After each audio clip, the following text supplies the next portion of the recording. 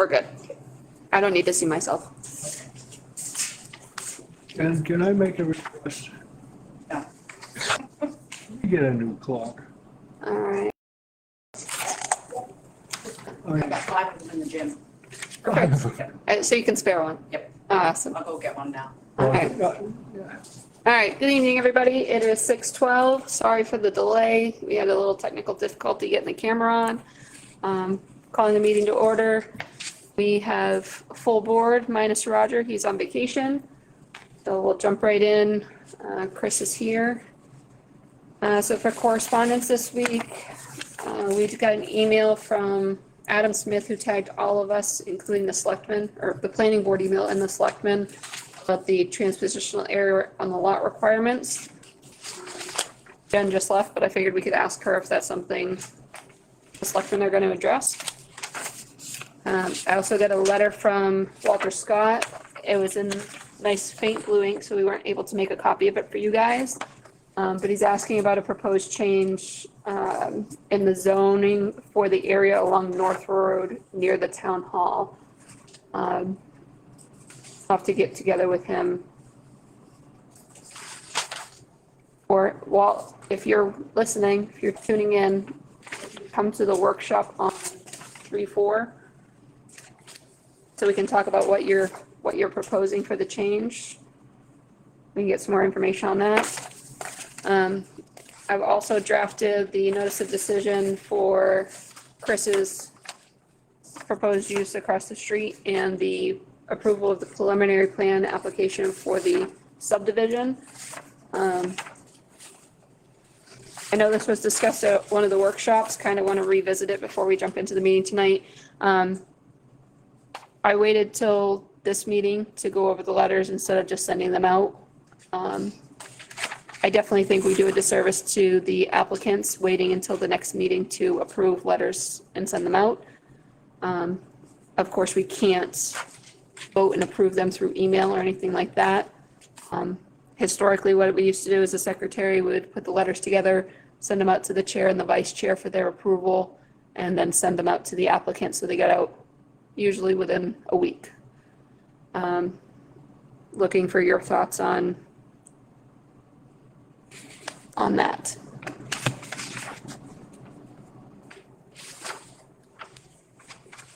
So how long does it take now? So again, typically, I would have done the letters and sent them out within the week after sending them to the chair and the vice chair. Once I got their go ahead that it looked correct, I would have sent them out within the week. These two, it's been 3 weeks because our January meeting was pushed back to a week. Can't vote at workshops. So I guess I'm just looking for blessing to send them out when they're ready versus waiting and making the applicant wait. Chair and the vice chair makes the decision when they're ready. Yes. I think it's sensible. That makes sense, yeah. Why wait? Right. And then let's say the chair and the vice chair aren't the ones that ran the meeting. It's the vice chair and whoever he appointed as vice chair for that meeting. It would go to whoever ran and made the votes on the meeting. But again, just to try to get them out to the applicants quicker. Not saying you guys can't see them or anything. I'm just, again, trying to get. You can't send them to us, though, right? Oh, yeah. Yeah. Yeah, that's fine. I think if the chair and the vice chair approve, as long as you send the copies to us and what you approve. Okay. Sensible. Yeah. Good. Instead of keeping people waiting. Okay. All right, cool. So since I have these for you guys tonight, and I only sent them out this morning, did you guys want to review them before I give them to the applicant? The only thing I had a question on was in the conditions for Maple Crest. Yep. It doesn't list any payment in lieu of on that, and I'm not clear on if that's something that we've already tried to them to do or done it. On which one? For the, Cost estimates? yeah. So that, Where does that go? so that is pulled directly from the subdivision ordinance. So I didn't change anything there. That was what whoever put the subdivision ordinance together originally decided. And that's why I put in the next line that it's required under Article 13. So whatever is listed in that article, again, it's something we didn't discuss at the last meeting, but it's something they need to be aware of. They need to provide for us for the final plan. Okay, So, does that good, make sense? yeah, totally. Okay. Good to go? Any other questions? We'll get those sent out then. I can hand you yours if you want yours. Yeah. All right, so that's all I have for correspondence. Review of minutes. I actually have the 28th and the workshop from February 4th. They look good to me. Anybody have a motion? I might make a motion to accept the minutes February 4th. And January 28th? Both of them? Do both of them, or you want to do separate motions? Oh, yeah, we'll do both of them, okay. Okay. I'll second. The workshop and the public hearing meeting. Perfect. I heard a second. All in favor? Perfect. Minutes are passed. All right, we have no old business, new business, SMPDC grant discussion. You said that Reagan's going to send somebody to us for the workshop. We're going to try. I'm going to try to get somebody here for that, yes.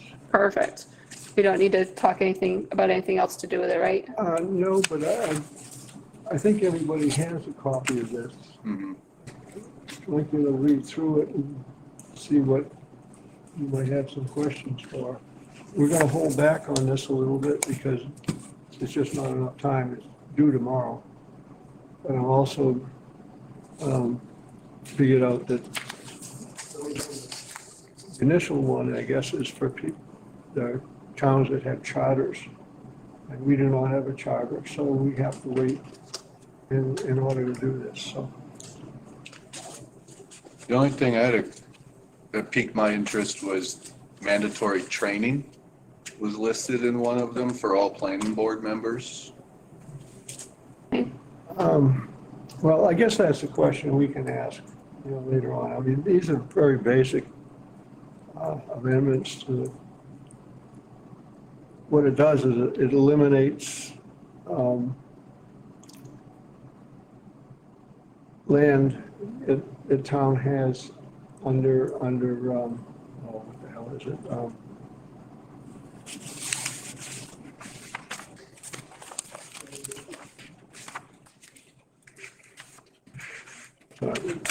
Harvey.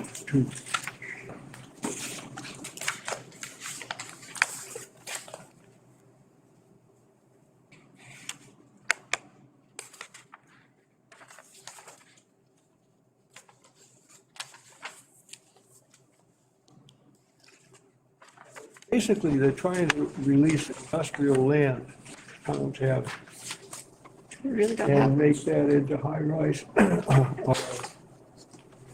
public. housing. Yeah, if you go around the different towns, you'll see these nice big apartments complexes. See what they're gonna look like in 20 years, but nevertheless, our town doesn't have that much in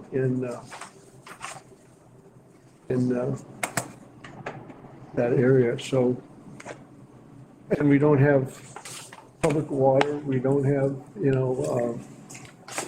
sidewalks and things like that, so there's a lot of restrictions, yeah, and we may not be in keeping with this, but I guess we have to put the ordinance in. Eventually, maybe 100 years from now, it might work. How does that affect our current commercial zoning? We'll have to rezone those and relabel those based on this. It even says, quote, essentially zones for only commercial uses will no longer exist in Maine. Right. So we will have to rezone and relabel. I don't think we have much that's actually in, we have light industrial, we don't have commercial. and the light industrial is, But it, yeah, Well, it also says that it intends to remove municipal zoning barriers to housing production, so that could include any other zones. Yeah, we can restrict it, though I saw it was saying that one of the things I liked for restriction was not having residential units on the base floor, ground floor of a commercial zoned area. So like the Stanley Building, you may be getting apartments on the top. Residential's up top, and commercial Yeah, on first. yeah, so that's the kind of property I think that's applicable to this, that they're talking about here. yeah, because we only have two, what I can see right now, 2 light industrial zones, and they're right there in Keyser. If it's specific for that. yeah. Um, So in any case, I think we need more information. I'm more interested in the timeline and then filling out all the applications in here. It requires mapping and copies of the comprehensive plan and a few other things.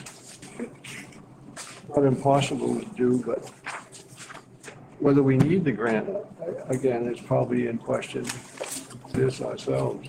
Right, As long as we're in keeping with these particular LDs and make our own decision on that part, I don't see why we would need a grant. We do have some money that we already have, from the town, that's our part of our budget to handle any small ads and things like that. So, right. Definitely. Lawyer fees, would we need any lawyer application of some type to change the zones or do anything like that? Okay, so we wouldn't need to be able to think so. budget for that. Because I mean- a lot of this is limited. I mean, we just don't have what it takes to do these things. Now, if somebody comes in and buys a big lot of land and they put it out in the middle of the woods someplace and say, we're gonna build a high rise, then we've gotta know what we're doing on that one. Okay. But That's why I'm interested in that training, that it says there on the LD 1829 page. Members of the Planning and Zoning Board of Appeals must attend a training within 180 days of either September 24th, 2025, which is past, for any current members or their appointments for new members. So something tells me that we have to do a training session at some point to be able to get more familiar with what these new requirements are. Interesting. And is it a free training?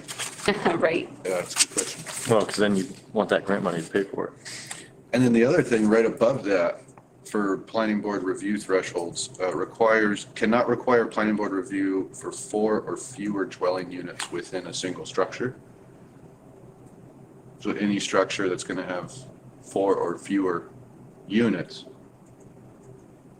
maybe not subject to planning board approval. Yeah, that's a good question because I think that's something that we could be more restrictive on. Depending on what the ordinance says currently, like about duplexes and multifamily homes, we could definitely be more restrictive on something like that. Okay. Because that's a tough burden to place on a CEO Yeah, to determine if it's correct or not. So yeah, definitely, like Harvey said, read through it again. Any questions that come up, write them down and we'll ask from SMPDC, the workshop. Good? good to me. All right. Next is conditional use permit 04047 LLC, map R5, lot 25. It's a land lot. Medical and tier 2 adult use cannabis cultivation facility. So I actually have a question about that. So in the application, it's listed as a land lot, but is it 574 North Road? Is it? 574 is land, yes, it Okay. is also a home lot. Okay, The grow is on currently, okay. So that's the big lot that has the building at the back? yes. Perfect. All right. You want to give us a quick overview? Yeah, so we've been growing medical cannabis since 2022 here, and we are now looking to obtain a facility license. Perfect. So will the medical, sorry, you said medical or caregiver? We are medical cannabis right now. Medical. So this will be adult use, so well, actually, it's both. Yeah, So so it's- we're leaving options open. Obviously, we need to go with the flow of the market, I guess. So our goal would be to stay medical as long as possible, but inevitably, why would you buy cannabis with a extra hurdle if you can buy it being just 21 plus? So the market is eventually going to go to adult use only, and we need to be able to make that transition. And everything I read on the application, this is the cultivation facility. Everything would, let's say, everything works out across the street. You're going to grow and cultivate it in A, kind of ship it across the street to B. Yep, so currently under medical law, we grow and sell it to a distributor who sells it in 200 statewide. Eventually, we'd like to vertically integrate and sell our cannabis across the street. I don't plan on this store being able to sell all cannabis that we grow, so it would be wholesale to other retailers throughout the state. Okay?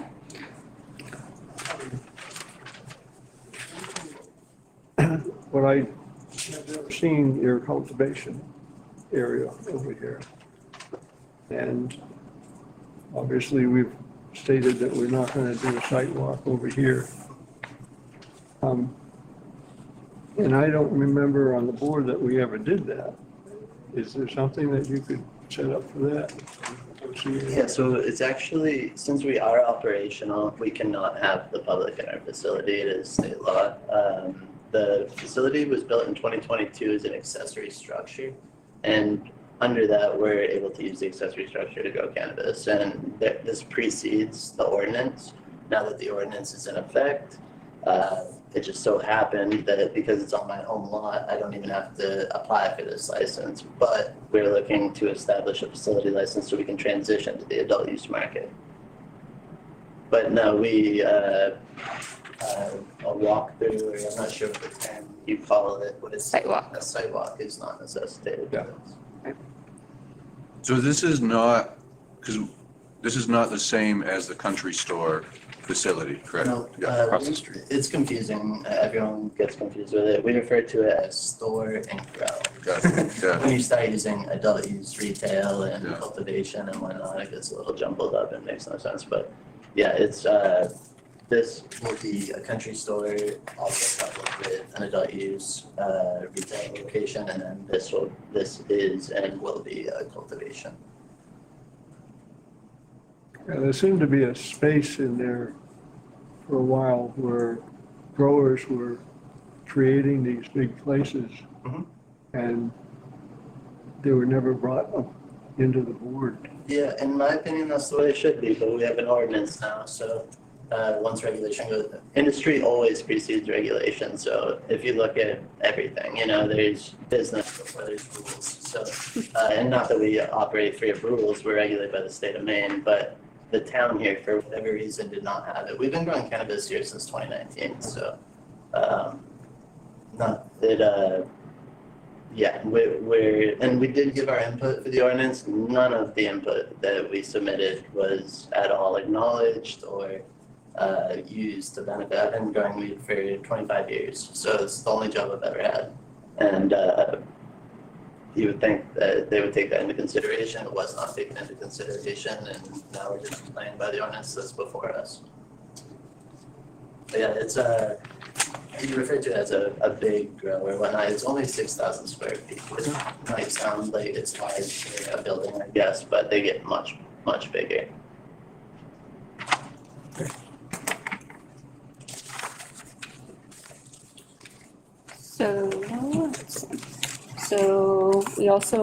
So we got the fire department's recommendation for approval, we got the code enforcement officer's recommendation for approval, and we got a subsurface waste disposal system application for Chris. Perfect. I have a question. So on the application, so just to clarify things, in the field, you're going to do retail sales Yes. and you do wholesales. Yeah, so our goal with that was. At the grow. Conventionally, cannabis has cultivating cannabis specifically has been a better out of sight, out of mind type thing. That I built this facility from scratch. I sold my facility in Saco and built this over here, so I didn't have to drive to work. I could just walk out back. I went through great expense to structure this grow, so it was basically invisible. The town did not know about it until I told them about it. It was permitted when it was built. I went through all the steps correctly, but there wasn't an ordinance. There wasn't a box you could check for I'm growing cannabis. Right. So that grow is 10 acres off the road. It's about 1,000 feet back. It's silent. One employee clears it, and that's that. And then the retail store needs to be on a road frontage just so people can access it, and so they see it stock. It needs to be accessible. Okay, so there are definitely two different businesses. The same corporation owns 04047 is the LLC that was drawn up to hold my adult use operations. Right, and so this will be a separate authorization for the grow versus the retail. Very much so. So those are two different certs from the town. Yes. Okay, all right, And from the state as well. right. And what's your canopy size? We are looking to grow, the building can only grow 2,000 square feet of cannabis, so it would, Okay. luckily, that's what the top tier is for the town as well. Okay. Good.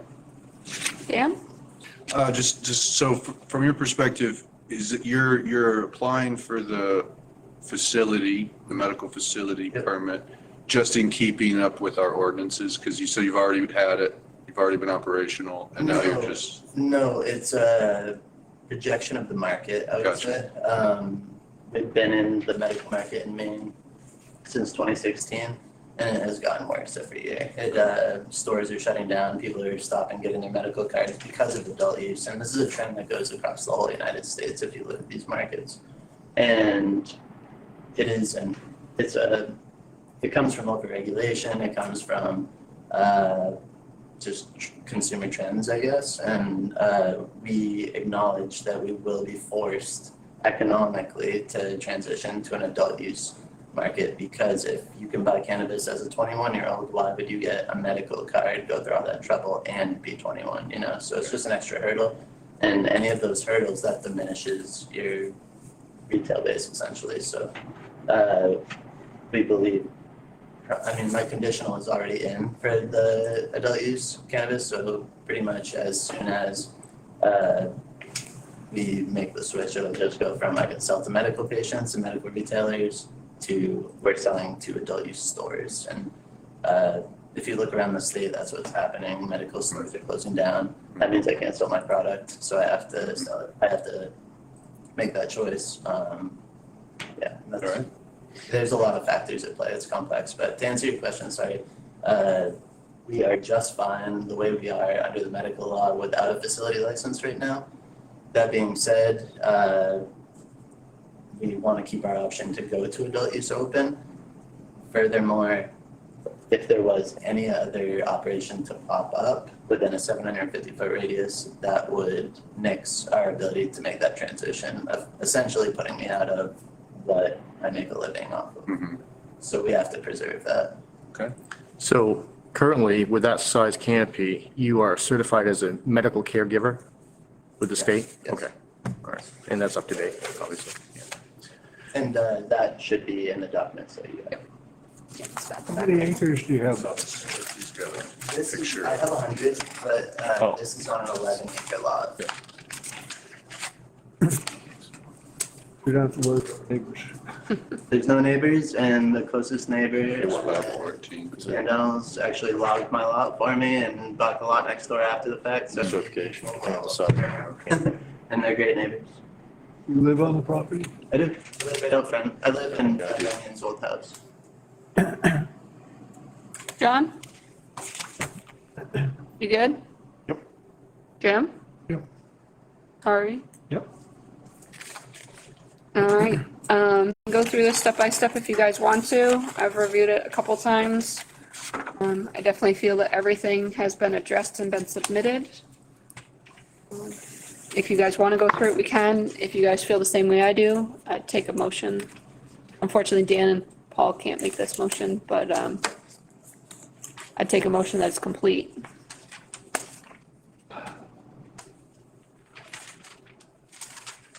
I'll make the motion. The, what do you want to call it? The Conditional use permit application conditional use permit. for R5 lot 25. Want the specifics? Okay. Well, not that one, this one. So open up to that one, maybe, it's that one. Over here.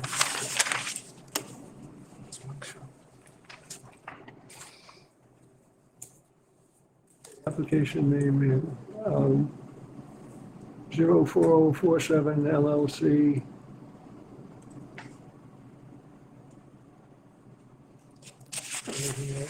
That makes it No, that should be good.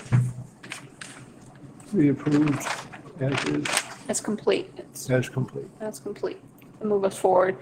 Do I have a second? I'll second. Thank you, Jim. All in favor? Perfect. All right, it is complete.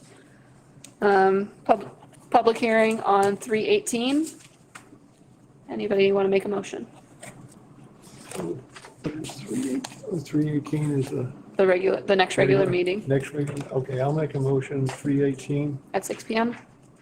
Pardon? At 6 PM? 6:01.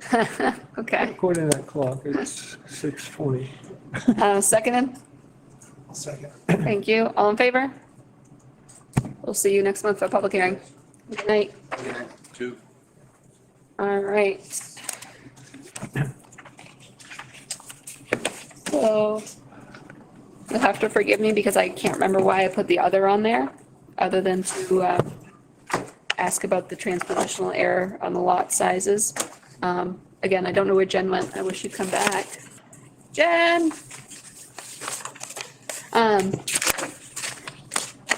Hi.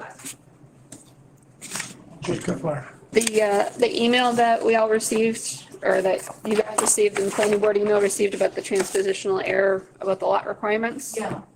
What has the select board done, or what do we need to do about it?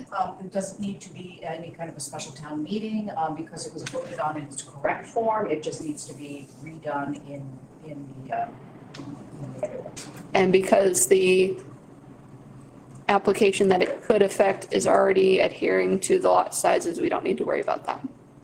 Are they adhering to the lot sizes originally, or the ones that were not, or that were transposed incorrectly? So if they were transposed, they would be down to half an acre, and they're at an acre. It's 10 1-acre lots. So they're covered. I think Aaron is probably going to take care of that. So we're good. We're good on that? That's all I had. Just wanted to see what you guys were doing. Yeah. Workshop on the 4th, March 4th. Motion? I make a motion that we have a workshop on the 4th. Perfect. Second? All in favor? Thank you. Do you have any questions for us? For right now. Motion to adjourn at 6:40. I'll make a motion to adjourn, 6:40. Oh, sure, Jim, that's easy. Second? 10 minutes ago. Second? All in favor? Thank you. Since you're closest, would you mind? Thank you. How long is this going to take? Hope it doesn't take as long to turn it off. All right, so what we, for Godomsky, so what I said, I will touch base with Jamie about Maple Crest in the morning.